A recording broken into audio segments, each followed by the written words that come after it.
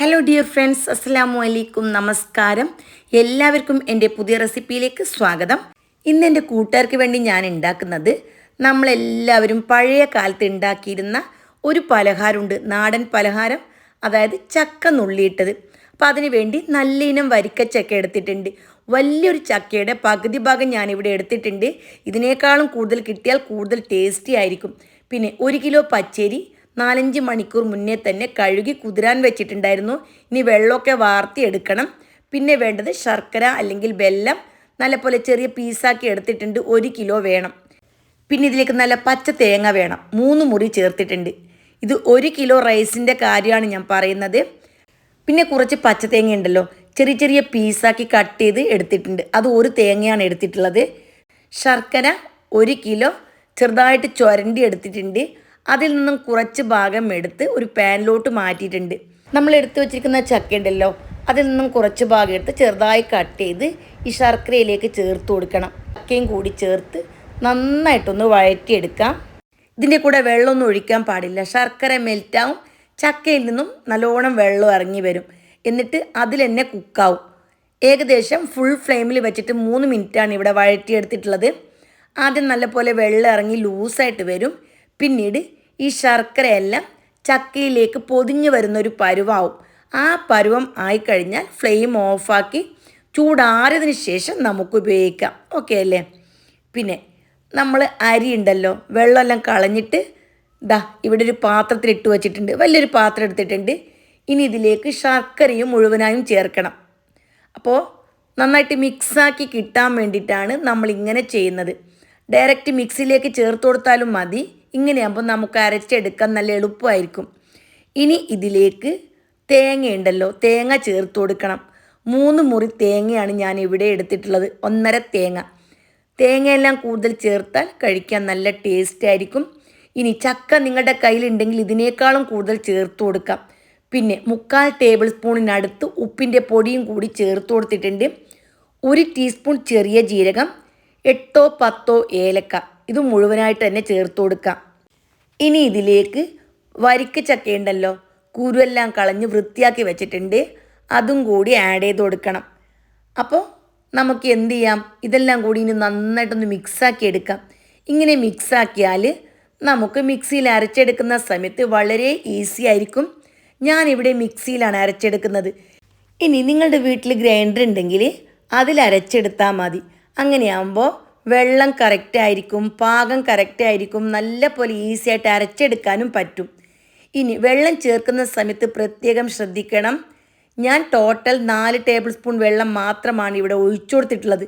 അതായത് ഈ മുഴുവൻ അരിക്കും.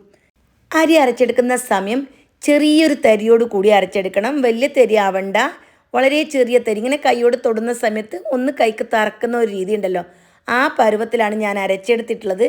എല്ലാം ഒരു പാത്രത്തിലേക്ക് ഒഴിച്ചു കൊടുത്തിട്ടുണ്ട്. ഇനി ഇതിലേക്ക് നേരത്തെ ചൂടാറാൻ വെച്ചിരിക്കുന്ന ചക്ക ഉണ്ടല്ലോ, വഴറ്റി വെച്ചിരിക്കുന്ന ചക്ക, അതും അതേപോലെ തേങ്ങാക്കൊത്തും ചേർത്ത് കൊടുക്കണം. ചക്ക ചേർത്ത് കൊടുക്കുന്ന വീഡിയോ എൻ്റെ കയ്യിൽ നിന്ന് മിസ്സായിപ്പോയി. ഞാൻ വീഡിയോ എടുത്തിട്ടുണ്ടായിരുന്നു, റെക്കോർഡിങ് അമർത്താൻ വിട്ടുപോയതായിരുന്നു. അപ്പോൾ അതുകൊണ്ട് ഈ സമയത്ത് ചേർത്ത് നന്നായിട്ട് മിക്സാക്കി എടുക്കണം. എന്നിട്ട് ഇതിൽ നിന്നും ഒരു ചെറിയ ബൗളിലേക്ക് മാവ് ഒഴിച്ചിട്ടുണ്ട്. ഈ ഒരു പരുവത്തിൽ വേണം. ഇനി വെള്ളം കൂടിപ്പോയാലുണ്ടല്ലോ, ലേശം പച്ചരിപ്പൊടി ചേർത്ത് കൊടുത്താൽ മതി. എണ്ണ നന്നായി ചൂടായി കഴിഞ്ഞാൽ മീഡിയം ടു ലോ ഫ്ലെയിമിലാക്കിയിട്ട് നമുക്ക് മാവ് സ്പൂണ് കൊണ്ടോ കൈ കൊണ്ടോ ഒഴിച്ചു കൊടുക്കാം. എണ്ണയിലേക്ക് ഒഴിച്ചു കൊടുക്കുന്ന സമയത്ത് പരന്ന് പോകുന്നുണ്ടെങ്കിൽ വെള്ളം കൂടിയെന്നാണ് അർത്ഥം. വെള്ളം പാകമാണെങ്കിൽ മാവ് ഒഴിച്ചു കൊടുക്കുമ്പോൾ തന്നെ മുകളിലേക്ക് പൊങ്ങി വരും. അത് മനസ്സിലാക്കിയാൽ മതി. പിന്നെ വെള്ളം കൂടിപ്പോയാൽ പരന്ന് പോകും. അതേപോലെ വെള്ളം കുറഞ്ഞു പോയാൽ അപ്പം കഴിക്കുന്ന സമയത്ത് ഹാർഡായി പോകും. അതുകൊണ്ട് വെള്ളമൊക്കെ കറക്റ്റ് ആയിരിക്കണം. എന്നിട്ട് മീഡിയം ടു ലോ ഫ്ലെയിമിൽ വെച്ചിട്ട് 2-3 പ്രാവശ്യം തിരിച്ചും മറിച്ചും ഇട്ട് വേണം ഇത് ഫ്രൈ ചെയ്ത് എടുക്കാൻ. കൂടുതൽ കരിഞ്ഞു പോകാനും പാടില്ല. അതേപോലെ ലൈറ്റ് കളറാകുമ്പോൾ എടുക്കുകയും വേണ്ട, നല്ല ഗോൾഡ് കളർ ആവണം. ആ ഒരു പരുവത്തിലാണ് ചക്ക അപ്പം ഉണ്ടാവൽ. നല്ല ചുവന്ന് കാണും. അങ്ങനെ കാണാനാണ് നല്ല ഭംഗിയും അതേപോലെ കഴിക്കാൻ ടേസ്റ്റും.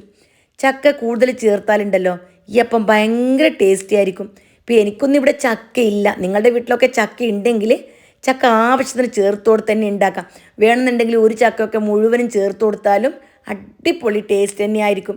ഇനി ബാക്കിയുള്ളതും നമുക്ക് ഇതേപോലെ തന്നെ ചുട്ടെടുക്കാം. അപ്പോൾ എന്തെങ്കിലും ഡൗട്ട് ഉണ്ടെങ്കിലോ ഒന്ന് കമൻറ്റിൽ ചോദിച്ചാൽ മതി. ഇനി മധുരം ഞാനിവിടെ 1 കിലോ അരിക്ക് 1 കിലോ ശർക്കര ചേർത്തിട്ടുണ്ട്. അത്രയൊന്നും വേണ്ടാന്നുണ്ടെങ്കിൽ ഒരു 3/4 കിലോ ചേർത്താലൊക്കെ മതി. എനിക്കിവിടെ നല്ല മധുരത്തോടെ കഴിക്കുന്നതാണ് ടേസ്റ്റ്. അപ്പോൾ ഞാൻ എപ്പോഴും 1 കിലോ അരിക്ക് 1 കിലോ വെള്ളം തന്നെ ചേർക്കാറുണ്ട്. എപ്പോഴെങ്കിലും കഴിക്കുന്നതല്ലേ, ചക്കയൊന്നും അങ്ങനെ കിട്ടാനുമില്ല. കിട്ടുമ്പോൾ നല്ല ടേസ്റ്റി ആയിട്ട് ഉണ്ടാക്കും. അതേപോലെ തന്നെ തേങ്ങ, ഒരു തേങ്ങ ചേർത്താലും മതി, പക്ഷേ കൂടുതൽ ചേർത്താൽ കൂടുതൽ ടേസ്റ്റി ആയിരിക്കും. നിങ്ങളുടെ വീട്ടിൽ ഇഷ്ടം പോലെ തേങ്ങ ഒക്കെ ഉണ്ടെങ്കിൽ 3 മുറി തന്നെ ചേർത്ത് കൊടുക്കാം. അപ്പോൾ വളരെ സിമ്പിളായിട്ടുള്ള നാടൻ പലഹാരമാണ്.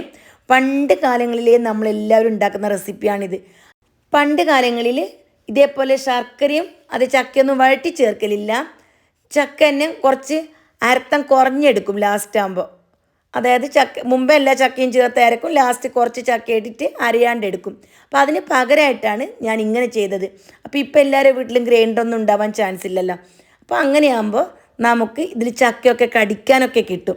അങ്ങനെ ടേസ്റ്റി ആയിട്ടുള്ള അടിപൊളി റെസിപ്പിയാണ്.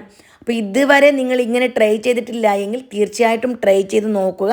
ഒരു പ്രാവശ്യം ഇങ്ങനെ ട്രൈ ചെയ്താലുണ്ടല്ലോ, ഇനി ജീവിതകാലം മുഴുവൻ ഇതേ രീതിയിലായിരിക്കും നിങ്ങൾ ട്രൈ ചെയ്യുന്നത്. പഴയ കാലത്ത് എങ്ങനെ ചക്ക നുള്ളിട്ടത് അറിയില്ല എന്നുള്ള ടെൻഷൻ ഇനി വേണ്ട. ഈ രീതിയിൽ തന്നെ ട്രൈ ചെയ്ത് നിങ്ങളുടെ വിലയേറിയ ഉപദേശങ്ങളും നിർദ്ദേശങ്ങളും അറിയിക്കുക. പിന്നെ ഹൈപ്പ് എന്നൊരു ഓപ്ഷൻ വന്നിട്ടുണ്ട്, എല്ലാവരും അത് എനേബിൾ ചെയ്ത് എന്നെ സപ്പോർട്ട് ചെയ്യുക. എൻ്റെ യൂട്യൂബ് ചാനൽ ഇതുവരെ സപ്പോർട്ട് ചെയ്തിട്ടില്ല അല്ലെങ്കിൽ സബ്സ്ക്രൈബ് ചെയ്തിട്ടില്ല എങ്കിൽ ദയവ് ചെയ്ത് എല്ലാവരും സബ്സ്ക്രൈബ് ചെയ്യുക. പറ്റുമെങ്കിൽ വീഡിയോ എല്ലാവർക്കും ഷെയർ ചെയ്ത് സപ്പോർട്ട് ചെയ്യുക. ഇനിയും നിങ്ങൾ ആഗ്രഹിക്കുന്ന രീതിയിൽ പഴമയും പുതുമയും നിറഞ്ഞ എല്ലാ റെസിപ്പിയും അപ്ലോഡ് ചെയ്യും. വീണ്ടും കാണാം. Bye bye.